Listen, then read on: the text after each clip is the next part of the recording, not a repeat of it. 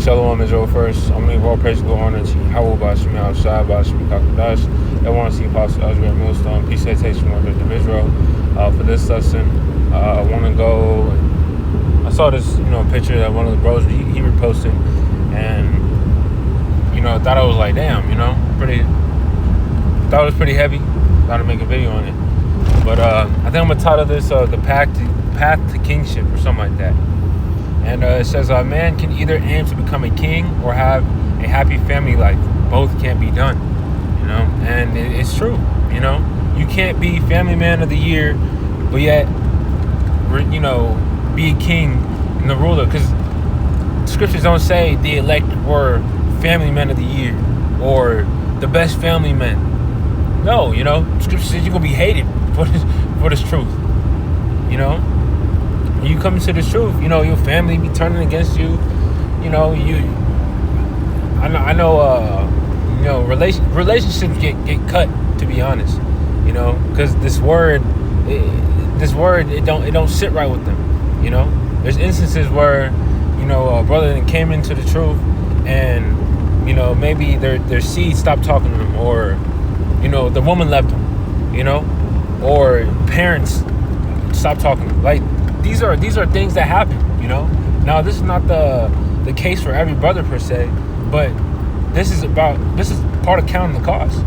Counting the cost is understanding that we don't have a life here, understanding we're gonna lose stuff on this side, but that's all part of that's all a part of the straight gate, and that straight gate is the path to kingship, to being a ruler, and shit, I want to be a ruler, I want to be a god, I want to be king, but in order to do that, we're gonna have to lose on this side ultimately. All right, so there's no winning on both sides. You can't be a family man Israelite here, and then in the kingdom you just a king. Like, nah, it's not gonna work like that. All right, look at Yahushua. Yahushua is the perfect example, But I'm gonna get some scriptures. First scripture that comes to mind is Matthew 19, last verse, or second to last verse.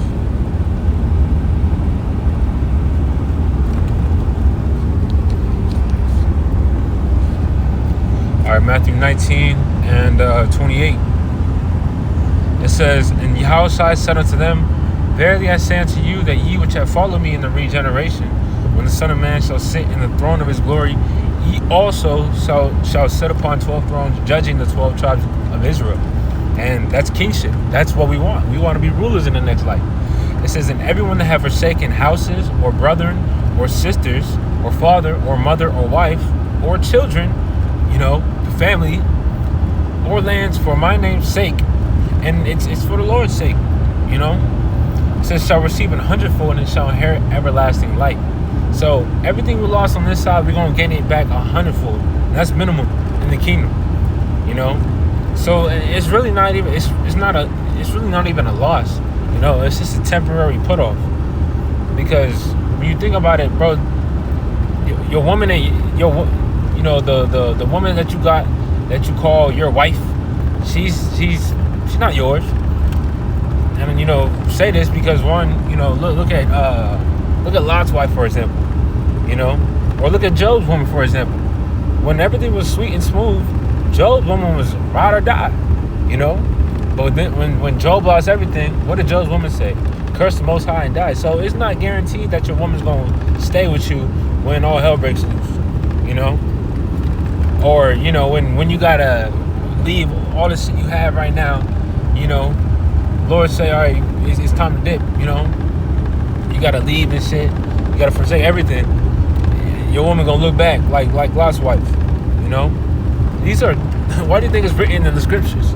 So we have it in mind. So it was no surprise, when scripture says in Sirach, "Marvel not as you trespass against thee." That's how these women are programmed. All right, so don't think that the woman you got now, or just family you got in general.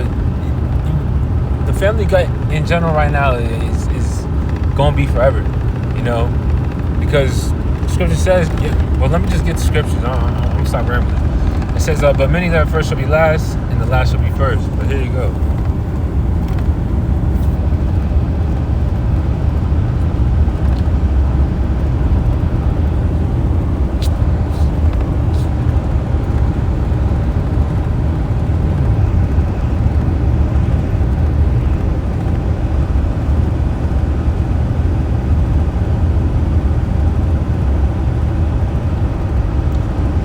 Luke 12 and 51, Yahushua speaking. It says, suppose ye that I am come to give peace on earth? I tell you, nay, but rather division. Alright? And thing is, when you come to this truth, you may have been cordial with your family. Everything could have been cool, this, that, and the third. And then once this truth comes out, it starts shaking the house. Relationships start getting loosened. There might be arguments, or debates, and aka division. There's not unity because one, you're not standing with what your family is talking about, because your family could be in Christianity. Man, that's not the fucking truth. Alright? Well, that's not the truth. I don't know. It's lucky. I don't need to stand on that. But that's not the truth. Or into Islam, or just whatever bullshit that was going on in the house. If it's not of Yahweh Bashmi outside, then it's going to fall. Simple. Alright. It says, for from henceforth there shall be five in one house divided, 3 against 2, and 2 against 3. It says, the father shall be divided against the son, and the son against the father, the mother against the daughter, and the daughter against the mother, the mother-in-law against her daughter-in-law, and the daughter-in-law against her mother-in-law. So that's what the Lord came to do, and that's part of counting the cost. Understanding that, the relationships you had with your family, people in the world, your woman, that's all going to change. All right? And it's not because of you per se, it's because of this truth. All right? This truth, Hebrews 4 and 12. All right, this truth is quick and powerful and sharper than any two-edged sword, piercing even. Let me just get it. This is a fire scripture. All right, Hebrews 4 and 12. It says, "For the word of the Most High is quick and powerful and sharper than any two-edged sword, piercing even to the dividing asunder of soul and spirit, and of the joints and marrow, and is a discerner of the thoughts and intents of the heart." So this truth cuts you spiritually. Alright, now it's gonna cut, and it's gonna heal the elect.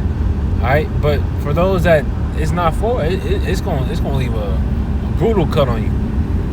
You're gonna be like, damn, and you're just not gonna click with whoever it is, or speaking about a person that's not meant to get it. They're not gonna click with the elect. Alright, can two walk together except they be agreed? So let me get John 3. Back up what I'm saying. John 3 and 19. It says, and this is the condemnation, that light is come to the world, and men love darkness rather than light because their deeds were evil. And that's really, your family in darkness if they don't got this truth. And that's why you can't be a family man, because the shit they go off is based on this world. It's total gross darkness. Your woman gonna get mad, or your children gonna get mad because you don't celebrate birthdays, or you're not taking them out, for these holidays, celebrating Christmas no more. That's gonna cause division. Your kids gonna get mad at you. Woman gonna look at you crazy, like, oh, why don't you do this, and then start calling you all different types of names. But that's the path to kingship. That's that straight gate. Straight meaning position of difficulty. And of course, it's not, pleasant, having to, I guess you could say, disappoint your family. But then you get to a point, it's like, man, fuck y'all. Really? Not in the sense of like, man, scripture, let me just get it. 20th verse, let me read this real quick. It says, for everyone that doeth evil hateth the light, neither come to the light, lest his deeds should be reproved. Alright? And your family don't want to get right. You know, obviously, if it's for him, they're gonna get right. But if not, then it's not for him. It says, but he that doeth true coming to the light, that his deeds might maybe made manifest that they are right of the Most High. Right. That are Slaki, I can't read right now. That they are right in the Most High. But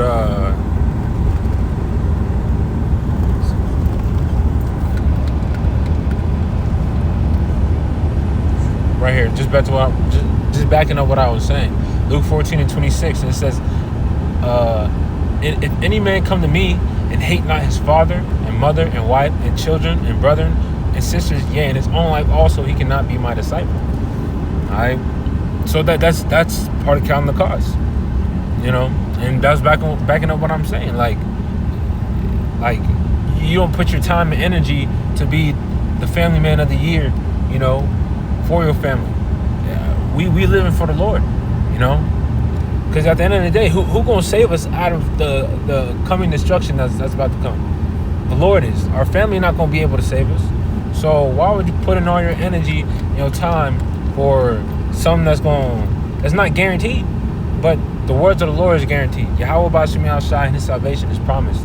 You know, Lord willing, we be part of the elect. But we gotta endure it. Alright? And you know, the mindset is not to build here. The mindset is to depart from this place. Micah 2:10, arise ye and depart, for this is not your rest, because it is polluted, it shall destroy, yea, even with the sword of destruction. Family polluted and whatnot, like, bro, this ain't the true family, bro. We just passing through this shit. Alright? It says, and whosoever does not bear his cross and come after me cannot be my disciple. You know, that's walking that straight gate. You know? We have to walk the walk. You know? We gotta go through it to get to it. It says, for which are you intending to build a tower, sitting not down first and count the cost, whether he has sufficient to finish it. Alright? So these are things that come into mind, or that we gotta think about, you know, when we serve the Lord. Is, am I willing to lose all this stuff? You know? Am I willing to even lose my own life? You know? That's what we're involved in. You know, but guess what? This is the greatest payout, you know, you can ever receive. This is the greatest gift you can ever receive. Alright? The Lord, because the Lord's words don't go out void. So the Lord says he's gonna do it, he's gonna do it. Believe that. Alright, but let me see if I have any other scriptures I'm trying to. Oh, let's get this one. I'll probably end it off on here. Points made, you know. We're not here to, you know, we just pilgrims. All right, 1 Corinthians 7 and 27. It says, art thou bound unto a wife, seek not to be loose. Art thou loose from a wife, seek not a wife. It says, but, and if thou marry, thou hast not sinned, and if a virgin marry, she hath not sinned. Nevertheless, such shall have trouble in the flesh, but I spare you. All right?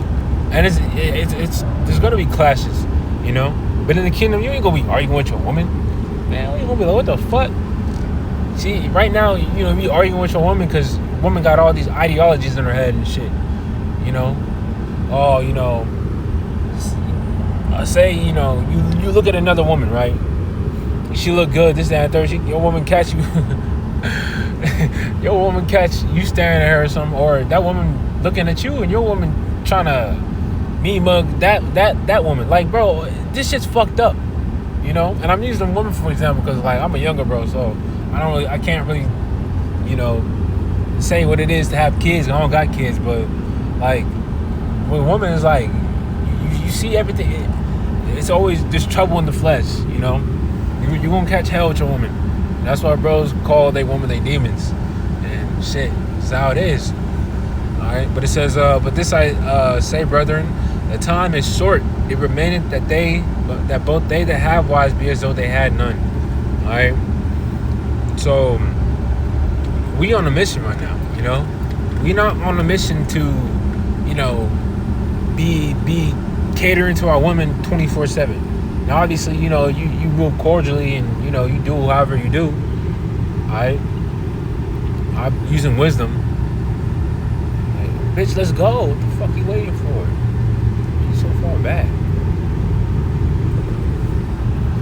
Man, get these women off the road. Holy shit. But I'm gonna keep. Well, it's like let me keep reading. It says, "And they that weep as though they wept not, and they that rejoice as though they rejoice not, and they that buy as though they possess not." Basically, meaning we're gonna lose here. That's what it is.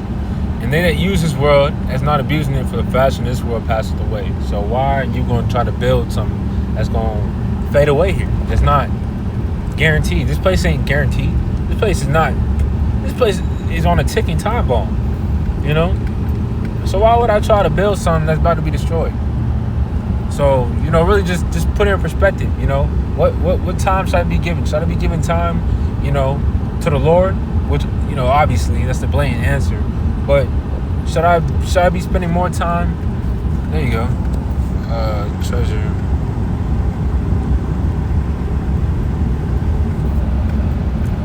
Matthew 6. And I'll start up 19. Lay not up for yourselves treasures upon earth, where moth and rust doth corrupt, and where thieves break through and steal. But lay up for yourselves treasures in heaven, where neither moth nor rust doth corrupt, and where thieves do not break through nor steal. And this heaven is talking about the next life to come. When we're rulers. But we got to make it there first. It says, "For where your treasure is, there will your heart be also. The light of the body is the eye. If therefore thine eye be single, thy whole body shall be full of light." Alright, so we should be focused on this truth, and everything else will follow. You continue reading. I say read this whole chapter, but I'm gonna end the lesson here. I don't want to just draw it out. I feel like the poem was made, well said, or willing. But I want to give all praise and glory unto Yahweh by Shemel outside, by Shemel Kakadash. Until next time, shalom.